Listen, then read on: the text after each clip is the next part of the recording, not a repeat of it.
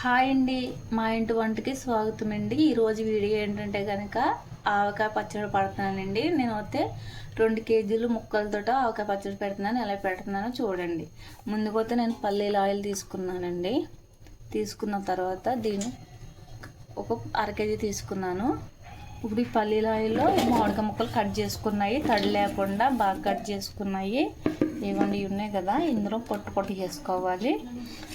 ఈ ఆయిల్లో ఈ బాగా కలిపేసుకుని కొన్ని వేసుకుంటే ఇలా కలిపేసుకోవాలి. ముక్కలు ములిగేదాకా తీసుకుని అప్పుడు ఒక తడిలేని డబ్బాలు తీసుకోవాలి ముక్కలన్నీ.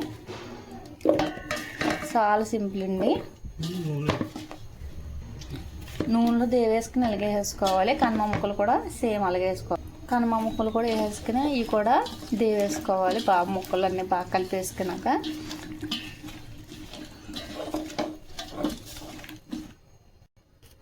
ఈ కూడా ముక్కలన్నీ నవ్వునివి.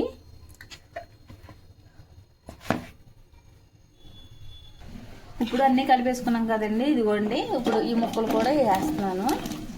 ఎందుకంటే ముక్కకి ఆయిల్ పట్టాలనేసి ముందుగా కలుపుకోవాలి. ఇప్పుడు 1/2 కేజీ కారం తీసుకున్నానండి. నేను ఇంట్లోనే పట్టించుకున్నాను మిక్సీలో. ఎందుకంటే ఇలా పొడుగు ఉండాలి, మెత్తగా అయితే బాగోదు. మెంతులు 2 చెంచాల మట్టికి తీసుకున్నానండి నేను. మెంతి పిండి 2 చెంచాలు తీసుకున్నాను కదండి. ఇప్పుడైతే ఆ పిండి నేను ఒక 1/2 గ్లాస్ తీసుకున్నాను. ఇప్పుడైతే నేను సాల్ట్ అయితే తీసుకున్నానండి. సాల్ట్ సరిపడగా తీసుకున్నాను. లేదంటే కనుక సరిపోతే కనుక 3వ రోజుని పచ్చడి కలుపుకుంటాం కదా, అప్పుడు కలుపుతారు మళ్ళీ. ఇప్పుడు 3 ఎల్లుల్లిపాయలు తీసుకున్నాను, పులుసు వేసుకున్నాయి, అవి కూడా వేసుకుంటున్నాను. ఇప్పుడు బాగా కలిపేసుకోవాలి.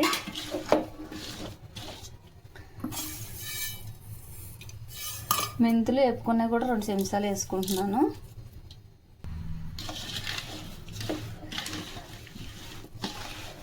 అన్నీ సరిపడి చేసుకుంటే కనుక ఇప్పుడు పచ్చళ్ళు అందరూ ఫ్రిడ్జ్లో పెట్టుకుంటున్నారు కదా, ఫ్రిడ్జ్లో పెట్టుకోకుండా మనం బయట పెట్టుకుంటేనే పచ్చడి అన్నది బాగుంటుంది, మగ్గుతుంది కూడా.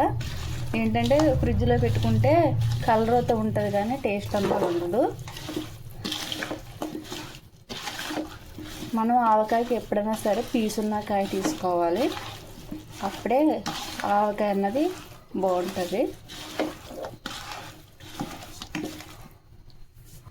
ఇదిగోండి, పచ్చడి అయితే కలిపేసుకున్నాను. సరిపడగా ఆయిల్ వేసుకుని ఇప్పుడైతే పక్కన పెట్టుకుంటున్నాను. ఇప్పుడు ఆ డబ్బాలోనే ముక్కలు, మనం మామిడికాయ ముక్కలు అన్నది తీసుకున్నాం కదా, అందులోనే కొంచెం ఆయిల్ వేసుకుంటున్నాను. ఇప్పుడు 3 రోజులు ఉంచుకుంటాను కొద్దీ నేను ప్లాస్టిక్ డబ్బా వాడుతున్నాను. ఎందుకంటే సేవ్ ఉండదు కానీ స్టీల్ది కానీ వాడుకోవడం కాబట్టి ప్లాస్టిక్ది కానీ అలాగే గాజు సీసాలు కానీ జాడీలు కానీ వాడుకోవాలి. నేనైతే ప్లాస్టిక్ది వాడుతున్నాను అనమాట. గ్రేవీగా మనకు ఆవకాయ స్మెల్ అన్నది మంచిగా రావాలి. చూస్తారు కదండి ఎంత గ్రేవీగా వచ్చిందో. అలాగే మిరపకాయలు కూడా మనం ఇంట్లోనే వేసుకుంటే, మిక్సీ పట్టుకుని వేసుకుంటే పచ్చడి నాకు చాలా బాగుంటుంది. ఇప్పుడు పచ్చడి నొక్కకుండా ఇలా సమానం చేసుకుని మూత అన్నది పెట్టుకోవాలి.